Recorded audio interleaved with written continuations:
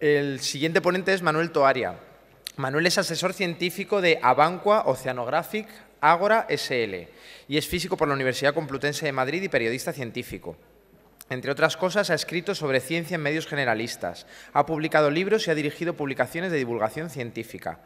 Es miembro de ARP SAPC y en la radio colabora actualmente desde hace más de 20 años en diversos programas de la cadena SER y Radio Nacional de España.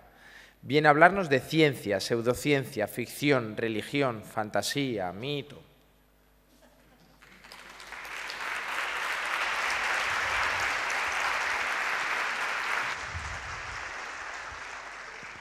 Buenos días. Qué palabras tan raras. ARP, SAPC o Abancua Oceanographic Agora, que eso es la empresa privada que ahora gestiona la Ciudad de las Artes y las Ciencias de Valencia, en la que yo era director científico en los últimos 14 años. Bueno, todos sabéis de qué estamos hablando desde que hemos empezado a hablar de la ciencia y lo que ha dado lugar como lo que hoy podríamos definir como anticiencia, ¿no? Pero es importante recordar que aquí en Granada, hace mucho tiempo ya, no diré cuántos años, Ernesto, porque eso nos envejece a ti y a mí, sobre todo a mí, hicimos un congreso, unos cuantos locos, sobre aquello de que la ciencia también es cultura, que luego lo fuimos adornando con más cosas, como sin ciencia no hay cultura y demás, ¿no? Aquel mito famoso de las dos culturas que no existe, evidentemente solo hay una. Pero en realidad la cultura es aquellas herramientas que nos hemos dado los humanos desde que éramos apenas monos listos, que empezábamos a andar sobre dos patas, aquellos elementos que nos permitían simplemente vivir mejor, más cómodos. Herramientas, cultura instrumental y también, ¿por qué no?, conocimientos, conceptos, porque tenemos los humanos una cosa rara que nosotros mismos hemos definido como inteligencia y encima nos bautizamos Homo sapiens sapiens, joder, al cuadrado, no vayamos a ser cualquier cosa. Yo ahora diría Homo sapiens sapiens sapiens, al cubo, ¿por qué no? Pero es una definición nuestra, ¿no? Ahora, eso tiene una característica que es interesante, que es la característica de preguntarnos por qué. ¿Por qué son las cosas como son? ¿Por qué? Y eso ha dado lugar, sin duda alguna, a lo que hoy llamamos ciencia. Preguntarte cosas significa, con un poco de suerte, encontrar alguna respuesta. Tener alguna respuesta significa, con un poco de suerte, encontrarle alguna aplicación para vivir mejor, para estar más a gusto y, a ser posible, para vivir más. Y a eso lo hemos llamado ciencia. Pero claro, preguntarte por qué no implica que necesariamente encontremos respuestas de las que hoy llamaríamos racionales. A lo mejor encontras una respuesta que no es racional. El por qué da lugar a elementos que no siempre son los que luego corresponden con lo verificable. Y aquí empezamos ya en disquisiciones de aquello que llaman los filósofos de la ciencia la epistemología, cómo hemos llegado a saber todo lo que sabemos. A mí eso me da un poco igual. Lo que constato hoy, con enorme decepción personal y hacia la humanidad a la que pertenezco, es que después de tantos años bregando en este campo, yo soy de los primeros locos que montamos aquello de ARP, los arpíos, que éramos alternativa racional a las pseudociencias, hay que ser gilipollas para llamarse así. Claro, porque hombre, es que alternativa racional es que somos los más guapos y los que más sabemos. Los otros son todos unos cuentistas, como el Pamies, que desde luego es un cuentista. No, es sinvergüenza. Y a mí no me llevan a la cárcel, José Miguel, no te preocupes.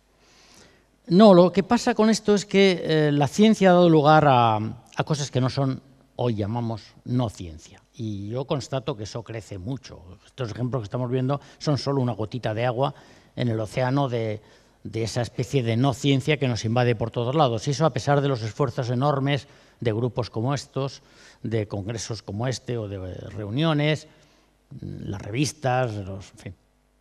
La ciencia ha dado lugar, en primer lugar, a la pseudociencia, que no hace falta definir. La pseudociencia es una actividad que se aprovecha de algunos de los hallazgos, sobre todo del vocabulario de la ciencia, y engaña a la gente. En realidad es un engaño porque los pseudocientíficos saben que no venden nada. Algunos ya no son ni pseudocientíficos y se disfrazan con mandilones estrambóticos como el Rappel y tal, y entonces ya no va engañando a nadie, es un payaso y va siendo de payaso y hay gente que le ríe las gracias y hasta le pagan, ¿no? Como aquel Octavio Cebes, me acuerdo, Se me metía en la habitación del hotel intentando ligar, es una cosa. El Octavio Cebes era un tío que era inteligente, era psicólogo, argentino, y decía, no, yo ayudo a la gente, y ayudaba a la gente haciéndole el horóscopo, y el horóscopo pues me enseña más o menos cómo la gente reacciona. Ah, muy bien, estupendo, tío. Pero bueno, tenía una consulta con lista de espera de meses. Al final, la ciencia y la pseudociencia son fáciles de delimitar. Bueno, es un problema de evidencias, de PubMed, o te vas a donde quieras. Podemos buscar fuentes por todas partes para ver si ahí hay algo o no. Normalmente no lo hay cuando es pseudociencia, y cuando es ciencia, pues a lo mejor sí lo hay y a lo mejor no. La religión es otra cosa. La religión es, no soy el primero que lo dice, ni mucho menos, de hecho yo lo he leído en muchos otros, pero es en cierto modo el deseo del ser humano de no morirse. A ver, ¿quién es el guapo que quiere morirse? Por mucho que nos hable de los trasplantes y de que cuando yo me muera voy a trasplantar todo mi cuerpo, bueno, mi cuerpo ya está viejo, ya no sirve para mucho. Pero bueno, a lo mejor algo sirve. Pero es que eso ocurrirá cuando yo me muera. Joder, dije, no me quiero morir.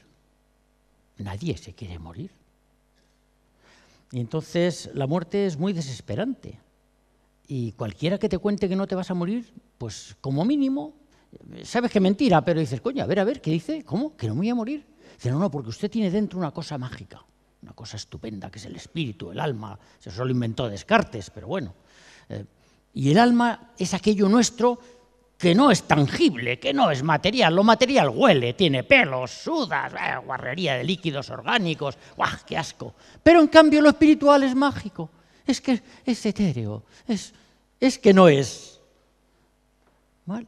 ¿Y lo espiritual no se muere? No, el alma no se muere. O sea que usted, si me hace caso a mí, conseguirá que su alma no se muere y además viva estupendamente bien.